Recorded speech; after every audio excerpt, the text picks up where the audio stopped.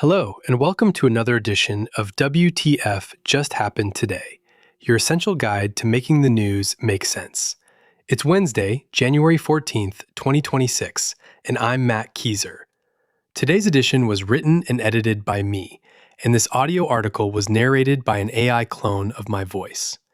Now, here's what just happened today. First up, FBI agents searched the Virginia home of a Washington Post reporter and seized her phone, 2 laptops, and a Garmin watch. The search was tied to a Pentagon contractor accused of unlawfully retaining classified national defense information, even though the reporter and the Post were told they were not targets. Next, Denmark said it still had a fundamental disagreement with the Trump administration over Greenland after talks in Washington. Trump said the United States needed Greenland for national security, and that anything less than U.S. control was unacceptable, while Denmark's foreign minister called proposals that ignored Denmark's territorial integrity and Greenlanders' right to self-determination totally unacceptable. Meanwhile, the Pentagon began evacuating non-essential personnel from Udeid Air Base in Qatar as a precaution, while Trump weighed possible military strikes over Iran's crackdown on protests. U.S. intelligence assessed that if Trump struck Iran, Tehran would retaliate against U.S. forces in the region, and Trump said he had been told Iran had no plan for executions of anti-regime protesters. In other news, the State Department said it would indefinitely pause immigrant visa processing for people from 75 countries starting January 21st.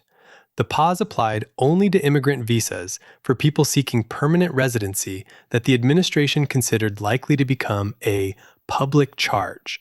An analyst estimated it could block nearly half of all legal immigrants if it lasted a year. Also, Trump gave an autoworker who called him a pedophile protector the middle finger and twice-mouthed "fuck you" while touring a Ford plant in Michigan.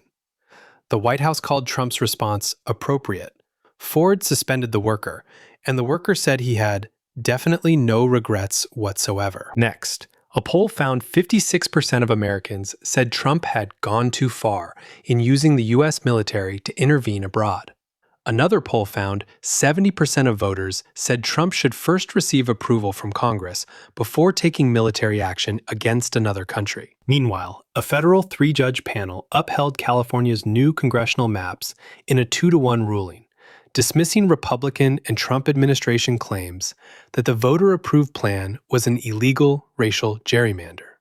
The ruling kept the maps in place for upcoming midterm elections. Also, the Trump administration abruptly terminated more than 2,000 federal grants for mental health and addiction services, totaling nearly $2 billion, and offered little detail about which programs were cut or why. Finally, 2025 was the third warmest on record, and the past 11 years were the 11 warmest.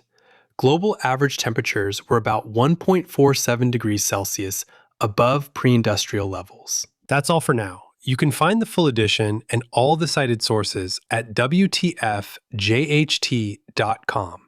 And if you have a minute, help me improve this. WTFJHT.com/feedback. Thanks for listening. I'm Matt Kieser, and I'm glad you're here.